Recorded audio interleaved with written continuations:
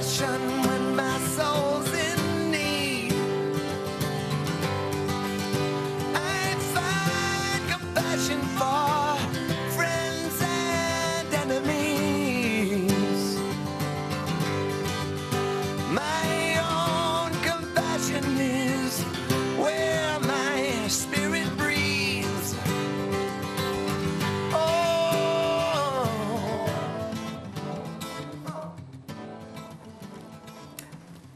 Live from Santa Barbara, welcome to Compassionate Connection. I'm your hostess, Gigi Amore. The purpose of our show is to share with you how to connect compassionately with ourselves and with others when we choose to learn the language of peace. We can transform our lives and relationships. So this evening we're going to explore the way our thinking and communication skills can be so helpful in having that peaceful, more wonderful life. And I'm thrilled that this evening we have back with us America's #1 life coach, Susan Allan. Thank you for being with us. What a joy to have you back. Thank you. Thrilling to be here. I'm taking note to self tonight. This is going to be a great show. This is going to be a show that Susan's going to help us with living peacefully with family. I am thrilled, and boy, now I get to tell people a bit about you, Susan. Thank you. Now, Susan Allan is America's leading marriage and divorce coach and the founder of the Marriage Forum. Susan is the author of 3 books, and Susan is also a certified mediator and has created the 6-part conversation that allows us to create peaceful and cooperative conversations with everyone under any situation, even during separation and divorce. Susan has been seen on Fox News and on hundreds of television and radio shows, demonstrating the results we can create when we transform the way we think, listen, speak, and act, and focus on solutions instead of on problems. Susan offers a complimentary 1-hour private telephone session so that everyone can transform their lives, their families, and their futures. Oh my gosh, I'm so excited. How wonderful to have your knowledge with us. And for our viewers, I'd just like to say that whether you're a child living with your family, a partner living with your spouse, or a parent whose child or parent is now living with you, the most challenging aspect of any relationship occurs when people live together under the same roof. And so tonight is our first show that will be in a series about the family.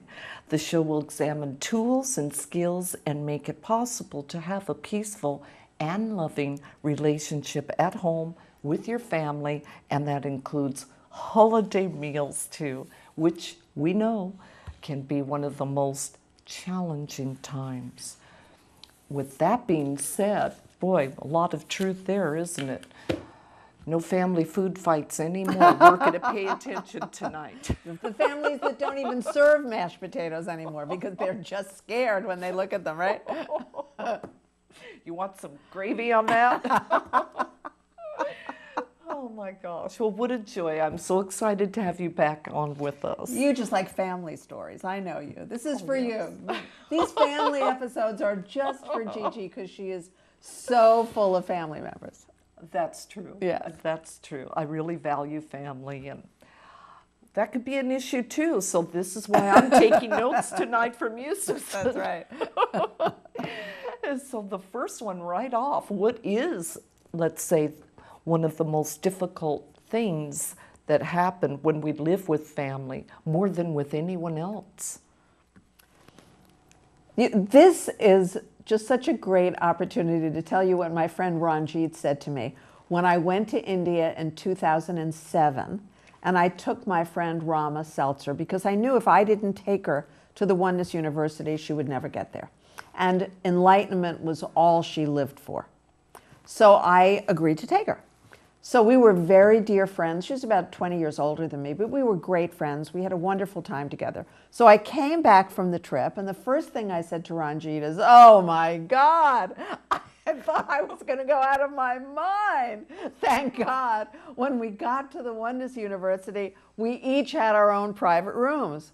I can't believe she was that difficult. And he said to me, only because you were living together. So let us understand that. You can have the best friends in the world, but then you start living with them, and they do things that just defy understanding, right? I mean, they just defy understanding. And when it's your family, now you're living with them day in, day out, year after year, often until you go to college. And then sometimes longer than that, and then sometimes, kids bounce back like a boomerang, So you have these kids with you for a long, long time, and they probably feel the same way. So it is because you need to really get along, not when you're demonstrating party manners, but all day and all night, every day of the week. And that's why it's so difficult. It isn't really because they're related to you. It's that there are very few living entities that you share house space with. And, your pets are much easier to get along with than your family. That's why we love our pets so much. Because you train your dog, and to some degree you don't even have to train a cat, and they do things and they're very cooperative and they're easy. And other people are much more of a problem. So to remain friends, separate rooms. Separate rooms, separate bathrooms. And if you're talking about a good friend when you travel, you could go to the other ends of the corridor. It wouldn't be a bad idea. If your friend likes loud music, you don't want to be the one calling down to the front desk every 5 minutes. Yeah. Very important. I think we really need our own space. Absolutely. Yeah, absolutely. That's it. Perfect. So I'm curious about this question. If it's so difficult to convince family members that you've changed and you're mature now, how can we go about accomplishing that? Well, it's so funny. So many family members who I'm working with tell me that my husband should respect me, my children should respect me, my sister should respect me, everybody should respect me, right? Why? Why do you believe that they should respect you? Because your behaviors are respect worthy, because you're peaceful, because you're calm, because you're happy, because you're easy to have around, because you're compassionate with other people, because you create cooperative circumstances? No, that's not why they tell me they think the other people should be respectful. They think they just should. Just should. Now, if that were true, wouldn't that be great? There wouldn't be any wars because everyone would just behave themselves.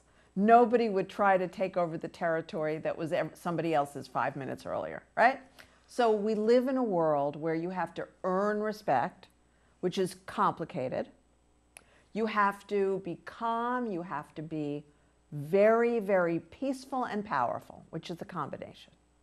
And that, of course, these are, we're talking today about the skills that I teach. So don't panic if you're listening to this and you say, I have no idea to do that. That's what tonight's show is about. Thank you, Susan. And what a happier life. And that is so important. Thank you. Okay, we're going to move forward with this one. Please share with us, what are the most important skills that we really need in order to get along with the family? In order to get along with anybody, all you need is mastery of the 6-part conversation.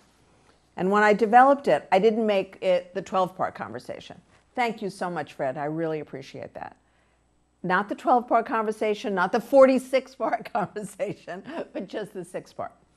Self-empathy. You must be able to bring yourself to peace before you speak, unless you're excited about having an argument. And unless you don't need that person in your life anymore. So you have to be as independent as me if you are truly going to tell people off. And I don't do it very often. But believe me, if I'm going to tell somebody off, I know I've got a pretty good idea where it's going to end up, and I am okay. But in a family where you're living with your family, you're not thinking first and fighting second. You're just having a knee-jerk reaction, and you have no idea how you're going to solve your problems. So that's never going to work out. Part 2 is empathy for them. Once you calm yourself down, then you can start to care about what's going on with other people, particularly if you're living with them and you need to be living with them, or you love them and they need to be living with you. So obviously creating a drama, creating a war is not going to help anybody. And that's a very complicated skill, and that's the most important skill. Compassion for the other people, being able to put yourself in their shoes and understand. You know, what we call common sense is usually not common sense. It's being able to put yourself in the shoes of the other person.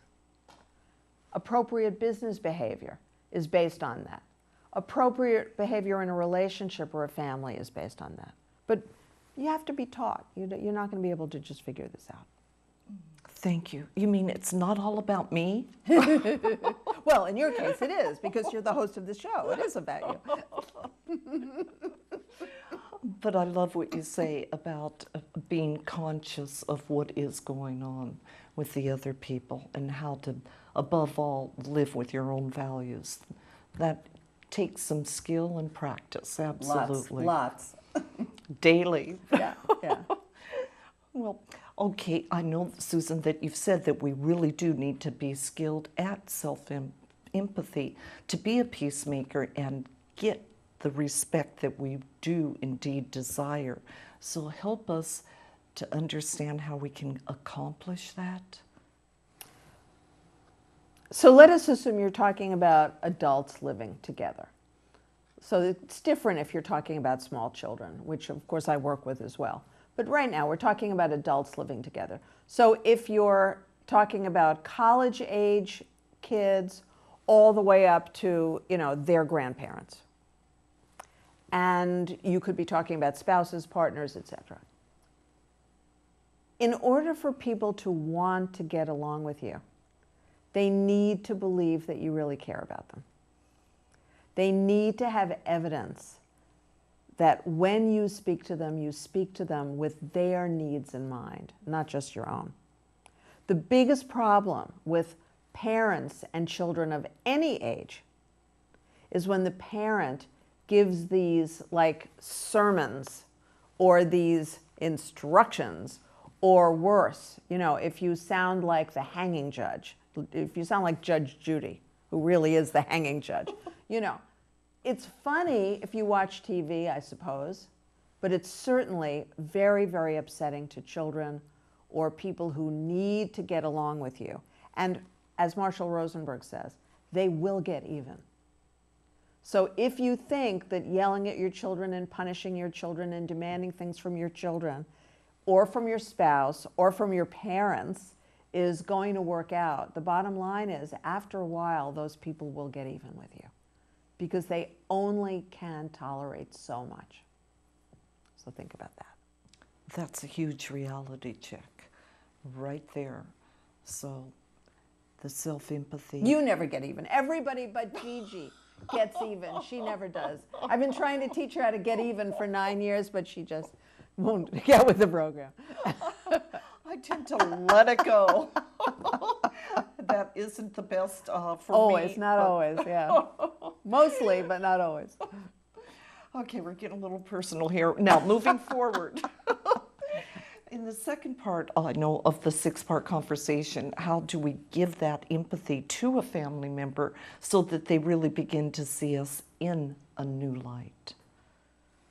You know, it's amazing when you visit the hospital and you see people with their family, even in the most stressful circumstances, it's amazing that more people are not able to really connect to the suffering of the relative.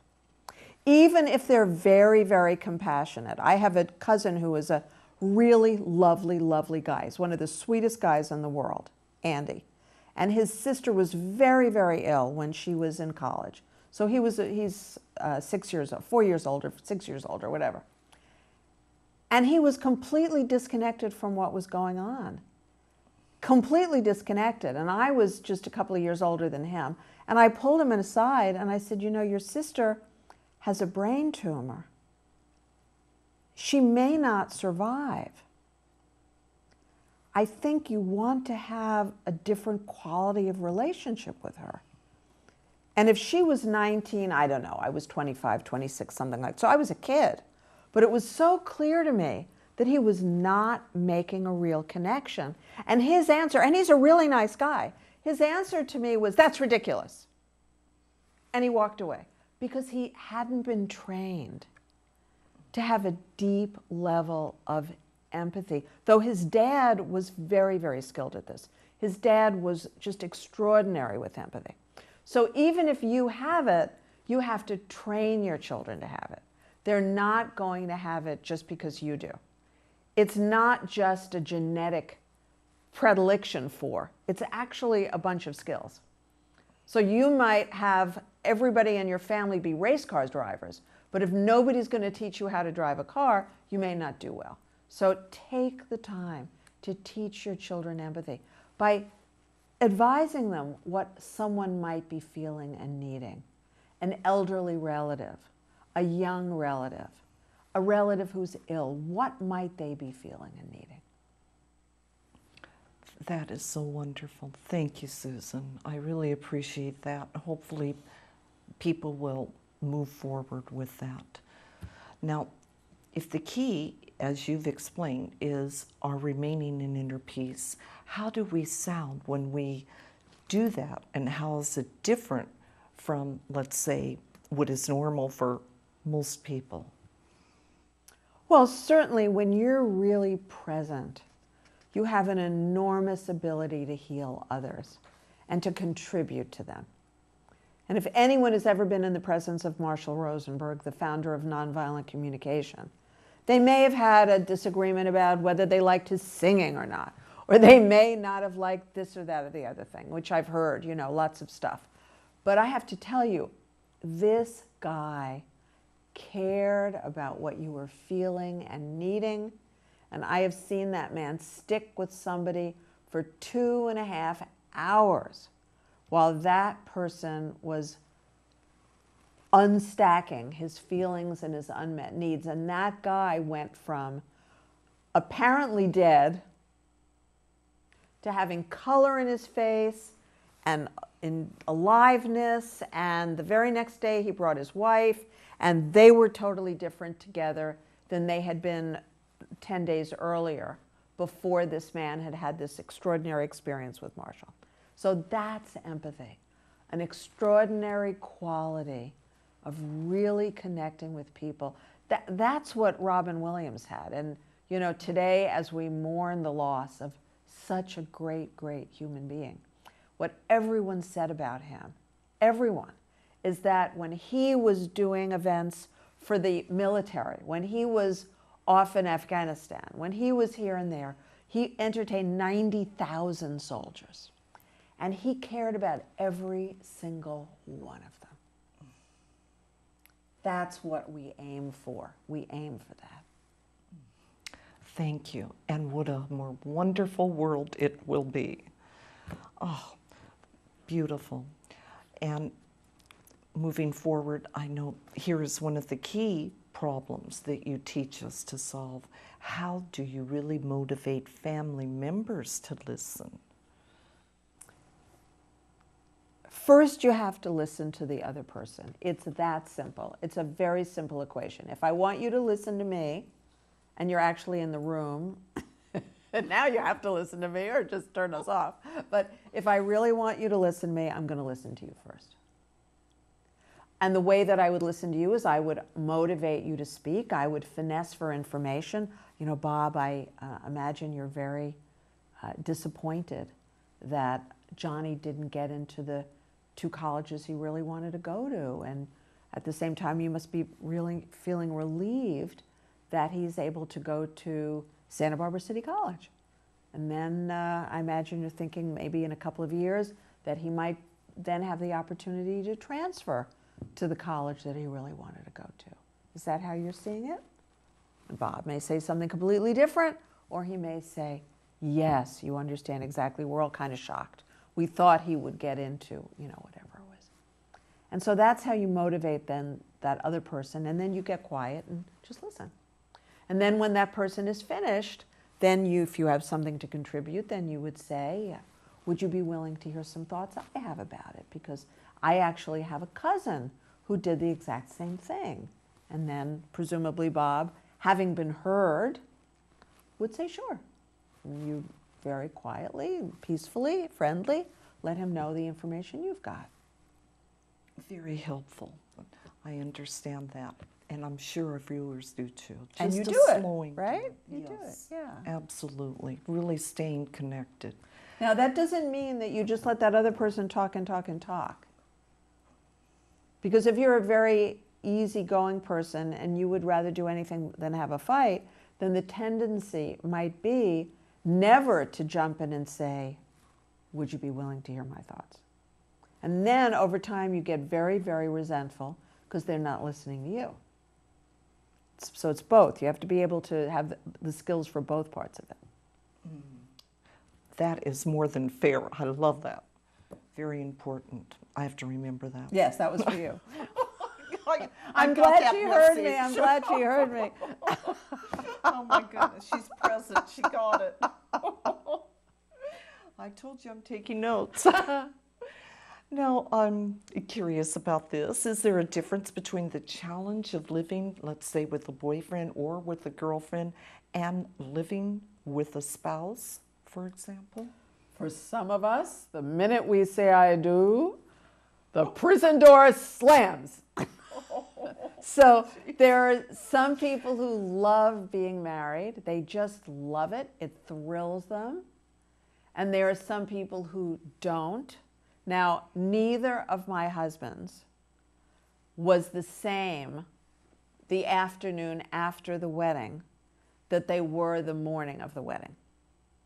How much of that was because they were weird about marriage, though each of them had been married before? So how much was their weirdness about marriage, and how much was mine? I don't know. I honestly don't know. But that's what I call one of the 5-minute rules. I have a couple of those. But the 5-minute rule about marriage is 5 minutes after you marry someone, you may find out who you really married. So be very, very attentive. And the idea of living with somebody for a year first may not be long enough. Because I'm getting a lot of reports from people that they were together for a year. And I know in the case of my second marriage, I asked my husband how it was possible that he didn't snore when we were together before we got married. And then as soon as we got married, he snored so loud and so consistently. And he looked at me, looked me straight in the eye, and he said, because I didn't sleep. And if you don't think that's scary. So I just want to give you that little warning. It might take a little bit longer to find out who you're really marrying. And you have to find that out before the wedding, right? Oh my goodness. So be cautious. Do your research, absolutely. On the job training. Yeah. Oh my gosh. And here I was considering. No. Well, let's explore this. If someone feels overwhelmed, let's say when they begin to live together, is it always going to end badly?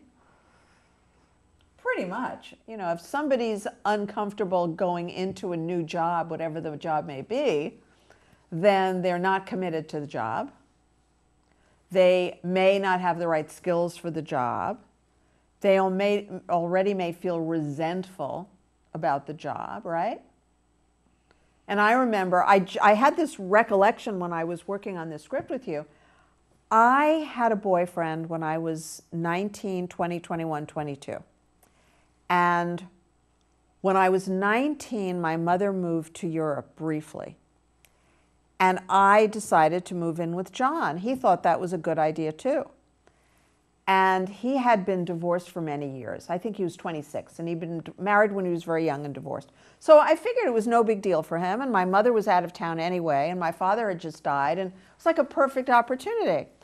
I remembered last night showing up at my best friend's apartment. She was still living with her parents.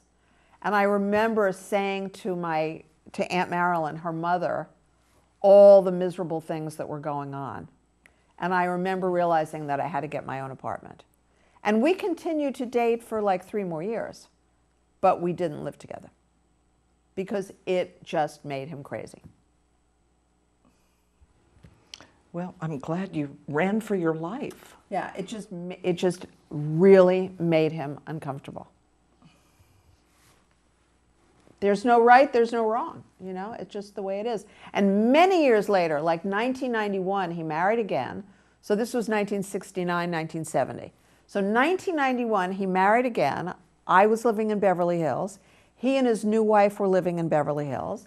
I was invited over. I met her, and I thought to myself, the clock is ticking on this one. You know, the clock is ticking on this one. And boy, sure enough, you know, it didn't last. It didn't last, yeah. So there's a guy that says I do, but right. you And he don't. meant exactly. And you know, she didn't ask me any questions. She was kind of like, "Are you willing to tell me anything?" And of course, I was a good guest. I didn't say a word, you know. That could have been very fun for you, really. I know it could have been, yeah. Oh, well, thank you for sharing that. So we do have to really pay attention even after the I do. So that's okay. We're going to move forward with this now. How do you deal with a family member, let's say, who's really deeply troubled, or even with someone who suffers from mental illness? So if we're talking about empathy for the average family member, now it has to be pretty much 24/7. So if you see these ads for St. Jude's Children's Hospital, and these innocent children suffering at this level, suffering through surgeries and invasive methods of healing and all that. So that's pretty easy to be kind, compassionate, considerate, sweet, loving, gentle and generous, right? It doesn't take a lot of thinking. That's what I want you to see when your family member is getting in your face. This is a troubled, scared, sad, angry person. And if you do the same thing back at them, it's just going to get ugly or even dangerous. You have to understand that they are in pain. They need a lot of empathy. And only after you give them a ton of empathy, and then you say, would you be willing to hear my thoughts about it? Then you have to talk about how together we're going to find a solution, whether it's a solution to health, or it's a solution to mental health, or it's a solution to a problem they're having that's making them really very, very upset. That together we're going to find a solution. Because obviously a person who's suffering at that degree needs support. They need a lot of support.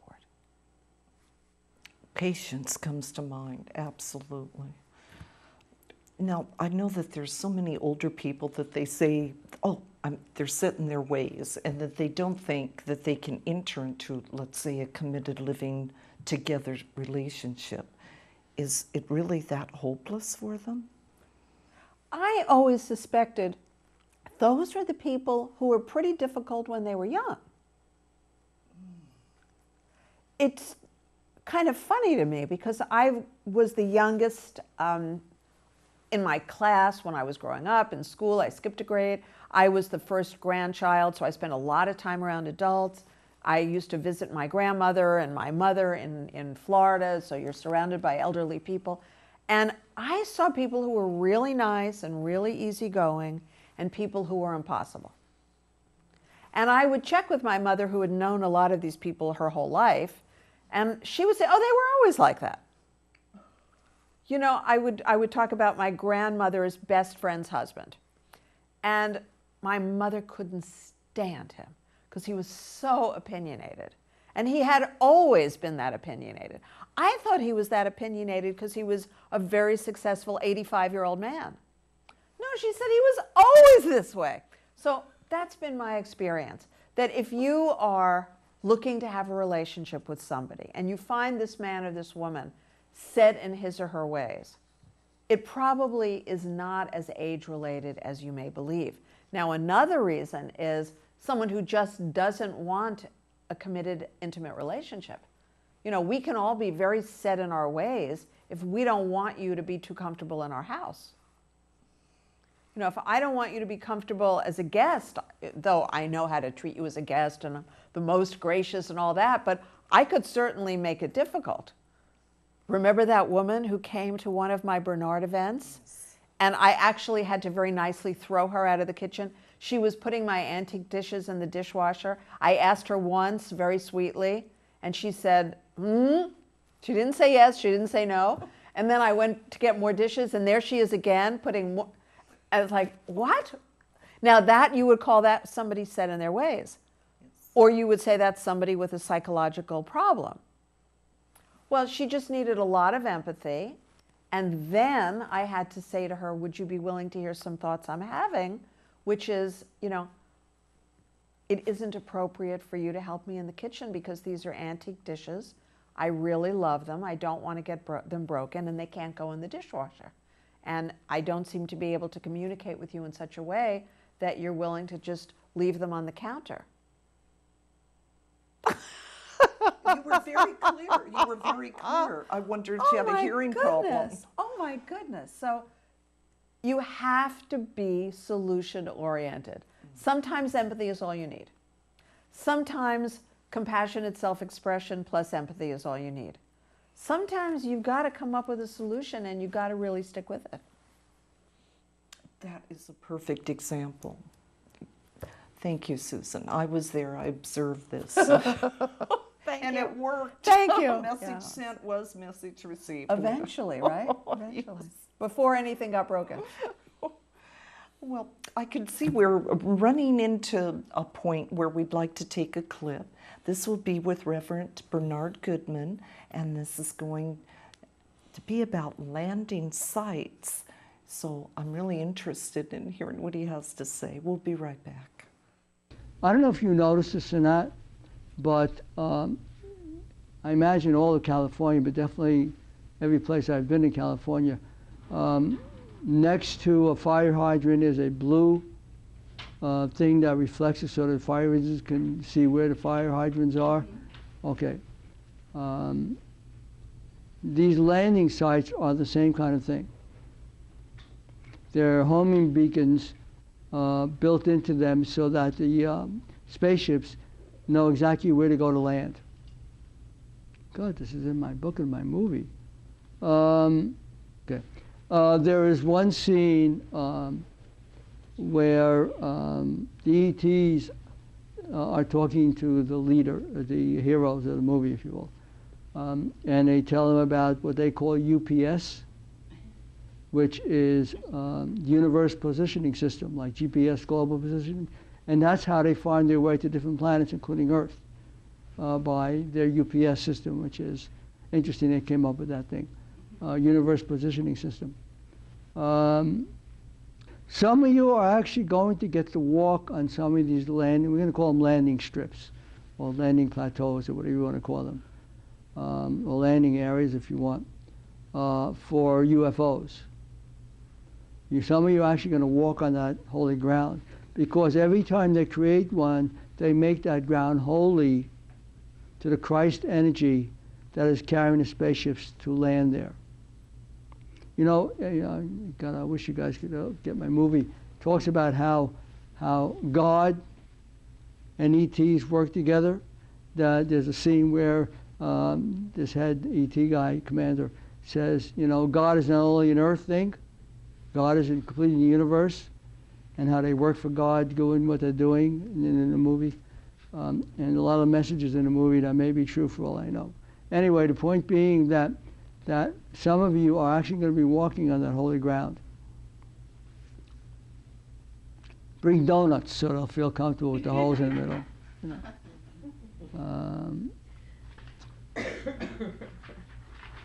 This is going to be happening more and more throughout this year, and of course beyond, We are in a new 10-year plan.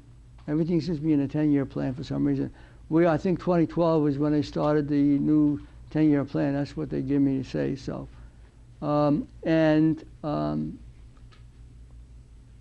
this 10-year plan is going to take us to what they're calling the UFO Information Center. You know, they have a thing in Oxnard that's brand new, it's huge, it's called a collection, and they have a store which I can't understand it, but evidently it's being used, that's called Welcome to California store. And I guess they have whatever they have there for people who come to California. Well, they're going to have UFO stores where you can go in and learn all about the UFOs either in your area or globally in the world. They're saying, welcome to the UFO history of the future. And many of you are going to be involved with that in one way or another. Your children's books are going to have UFOs and all kinds of ETs, funny ETs and animal ETs and all kinds of funny stuff. Boy, I can't wait to take a look at your books. I work with Ginny, for those of you who weren't here. I work with her. We work together. Sometimes we exchange clothes, you know, stuff like that.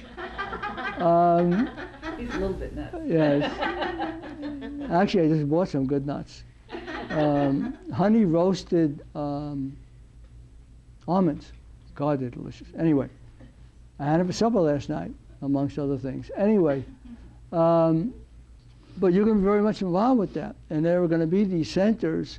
You know how you have these kinds of centers of information places, all different parts of California, maybe all over everywhere, I don't know, but definitely California. Well, they're going to have UFO information places somewhere in the future, where you can go in and you could see, they're actually showing me now one of them, where you can see all pictures of different kind of UFOs. I can't believe I'm seeing this like it's real. Different pictures of different kinds of UFOs, different shapes and colors and designs and all kinds of stuff. It's so interesting to imagine that if there are UFOs, you know, if there really are UFOs, because something really tremendous happened politically in the last couple of days, something really wonderful, which is all about people getting along together, which is why I'm mentioning it. Because American is doing a humanitarian rescue right now of the Kurdish people who have been in this horrible, horrible situation. We've been rescuing them and helping them go to the part of Iraq where they're safe away from ISIS, which is this terrorist organization. And when you think of all the different exoduses in history, when you think of all the different peoples who have fled for one reason or another in history, certainly the Armenian Holocaust, which was almost identical to this situation because at that time the Turks wanted their land and they were forced off the land because the land was found to be very rich in petroleum products, oil.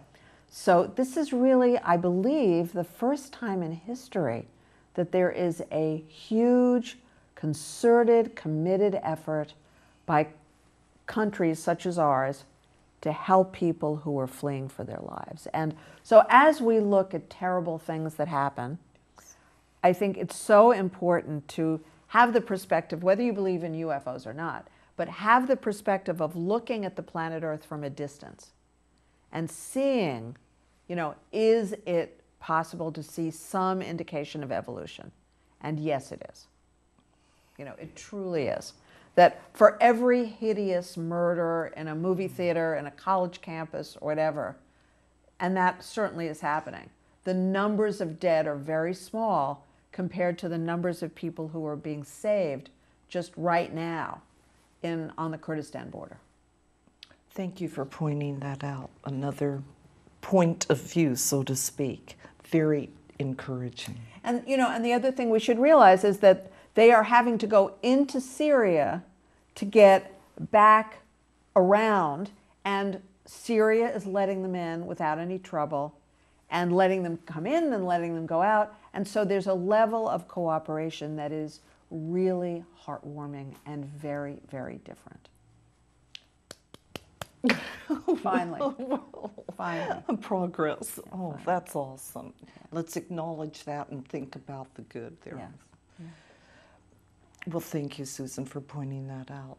Now, back to our program. Small people in families, not just those families, but your family, right? I'm interested in this. When children become teens, isn't the big challenge that they really begin to assert their own ego instead of, let's say, being as cooperative? And how can we go about still getting along with them? You know, I just was texting to one of my clients when I was in the studio who has a 6-year-old son. We worked with the son when he was 4. He had some anger issues. We turned it around. Now there is some more. And as I said to the dad, we've got to fix this now, because a 6-year-old who's got a temper is no problem compared to a 12-year-old with a temper, or a 15-year-old with a temper, or a 22-year-old with a temper. So all of the problems that parents have with their kids and drugs and alcohol and any other addictive behaviors, you have an indication when these children are small. You've really got to learn how to have self-empathy and calm yourself down. Empathy for them, find out what they're feeling and needing, teach them how to get more of their own needs met without trying to punish other people. You know, the least effective way to get my needs met is to punish you, right? And vice versa. That's the least effective way.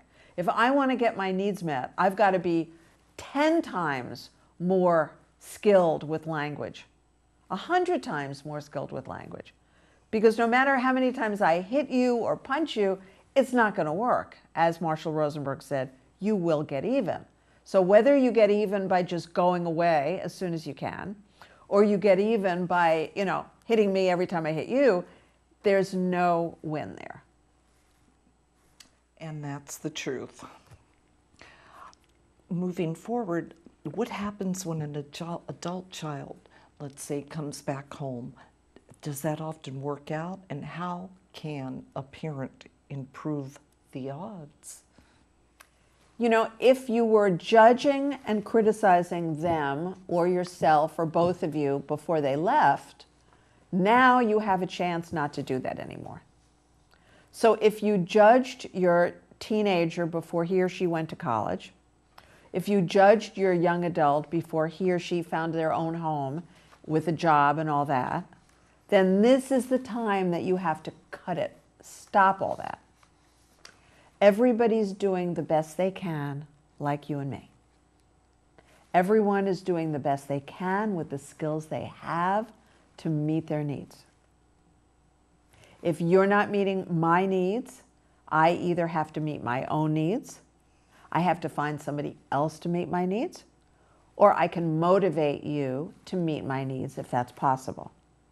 When your kids come home and they're adults, those 3 options are in equal proportion. You can meet your own needs, you can find other people to meet your needs, or you can motivate and inspire them to meet your needs. It's no longer about you won't get your allowance, you won't get dessert, all the crazy stuff that parents try to threaten their children with. It just doesn't work. The kids are too big now.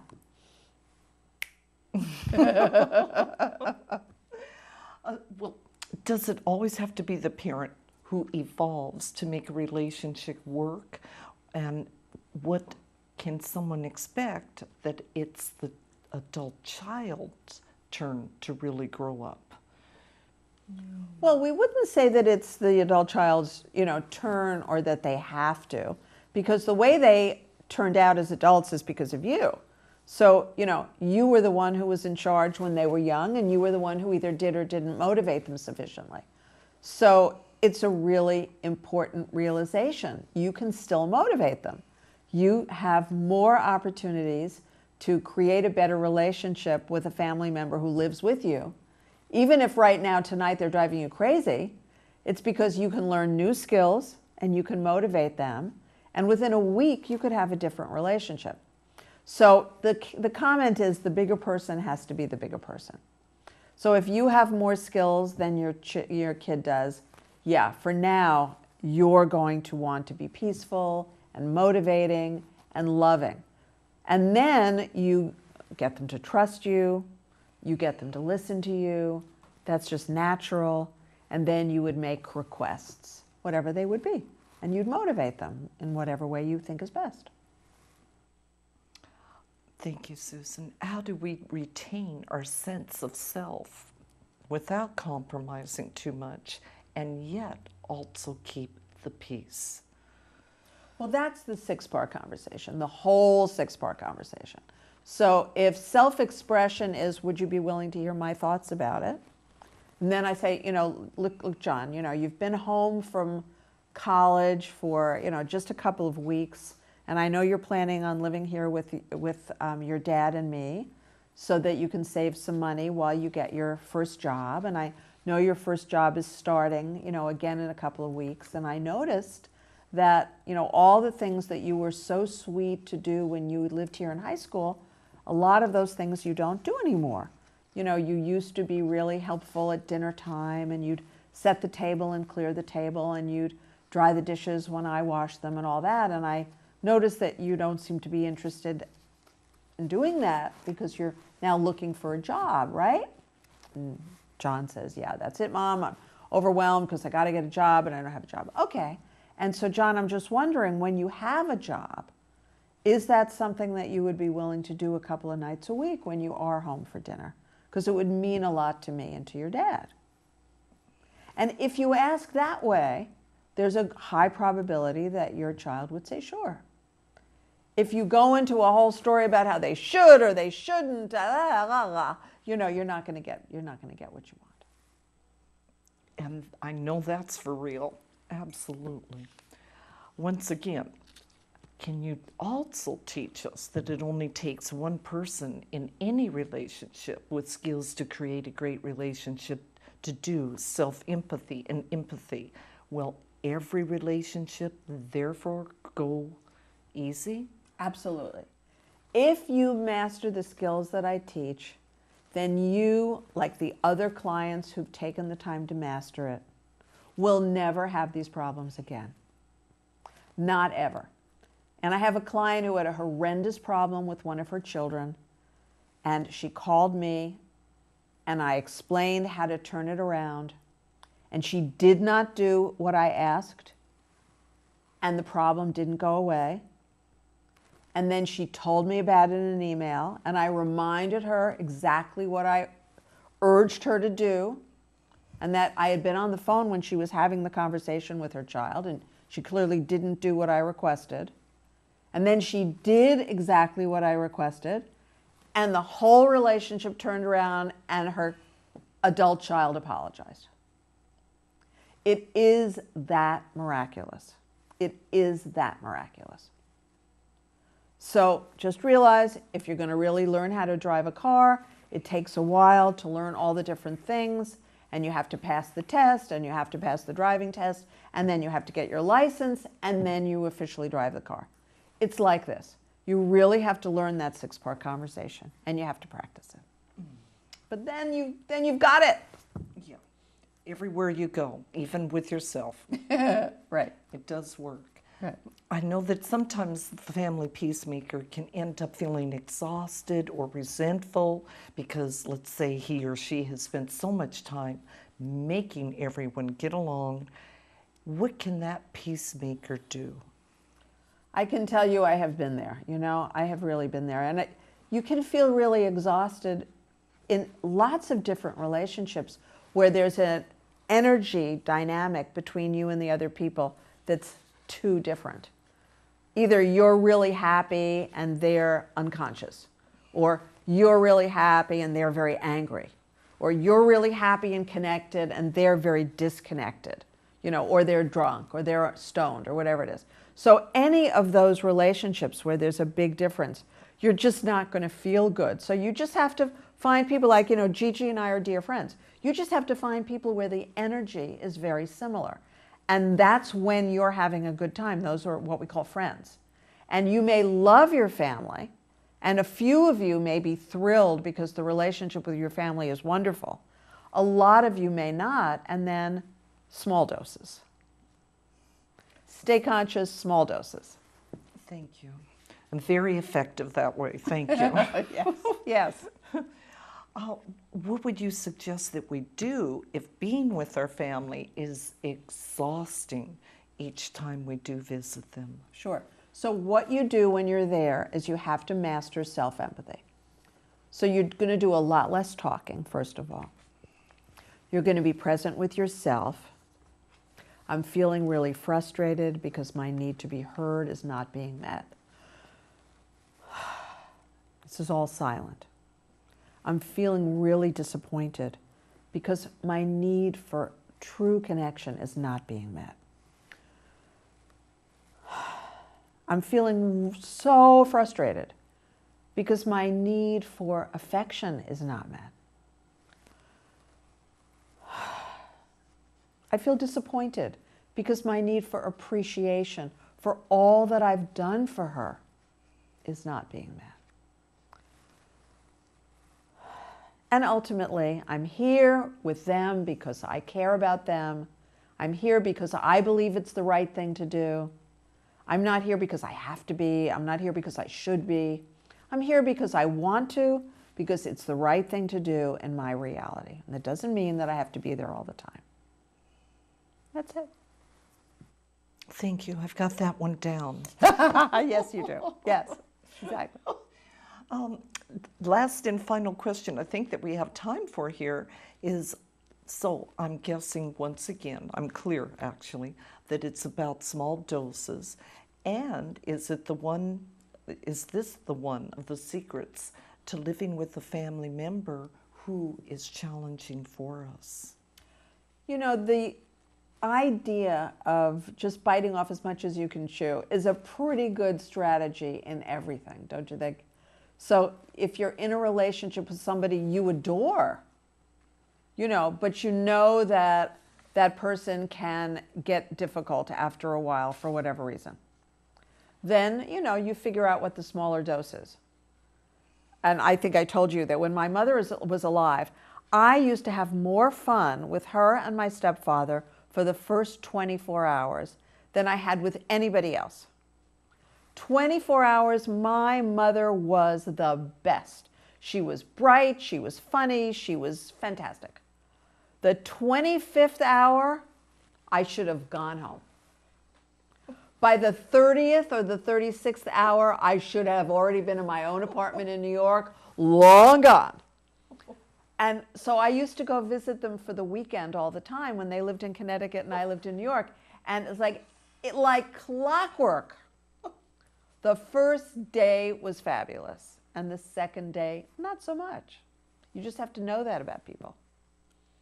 Okay, pay attention. It can be a matter of timing and their personalities. Yeah. Oh my.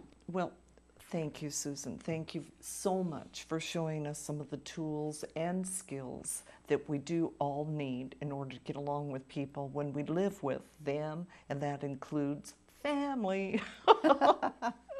And for our viewers, please remember that Susan does offer a gift of a 1-hour complimentary telephone session so that everyone can see how to create peace, cooperation, and a loving relationship with your family members. Oh, that's so sweet. Once they give you that call, they're going to want to know more. And you'll give them those skills to work for. And we'll get you out of the problem, whatever it is. We'll turn that problem around. We'll solve it. There you go. I'm working with a bunch of families right now. We're solving all the problems. Oh, that's perfect. Exactly. The challenges can be eliminated. Thank you, Susan. Yeah. Now, I'd just like our viewers to know that you can enjoy Susan Allan's column, Ask the Love and Relationship Coach, in the Santa Barbara Family Life magazine, which is also now available online, www. And this is sbfamilylife.com. Thank you for holding that up. Another beautiful couple of articles. You can write to Susan some questions, and it's really nice that she shares the information. And to contact Susan, her number is 805-695-8405, and Susan's email, susan@susanallan.org, or Susan's YouTube, youtube.com/user/Susan Allan 2001. So, boy, lots of ways to get through to you, and it will be informative and shift your life for sure. Now, the Compassionate Connection show is here every Tuesday night from 8 till 9, and throughout the week several times. The listings are probably, not up right at the moment, but regardless, we're in our 9th year, and we just really appreciate hearing how so many of you get so much information, enjoyment, and encouragement out of our show with our guests, and how delighted you are about that. Thank you for your comments and emails and phone messages as well. And I'd just like to say that if you do have some questions, or you have some concerns or challenges in your personal life, we would really be interested in hearing from you, and you can give a contact, ggmore@cox.net. I appreciate so many of you do. And we're also excited that we have a website that you can go to and check out, compassionateconnection.tv. I'd like to give a special thanks. Well, first of all, I'd like to mention that next week our guest will be Dr. Joe Micalori. I think I got that right. And Linda Davey Micarelli. I'll hear if the pronunciation was just perfect, hopefully so. I'd like to give now a special thanks to Salon D, where Debbie is so kind and contributes to makeup and hair on me, so I'm presentable for you. And now I'd like to give a special thanks to everybody here at the studio, Matt, and so many others, Mark, JR, and our personal TV team, our director Fred Winter, and Tyler Geck, our technical support. And for our viewers, I would just like to wish you all permanent, continuous, countless, and inescapable moments of compassionately connecting. Thank you. Where my spirit breeze. Oh.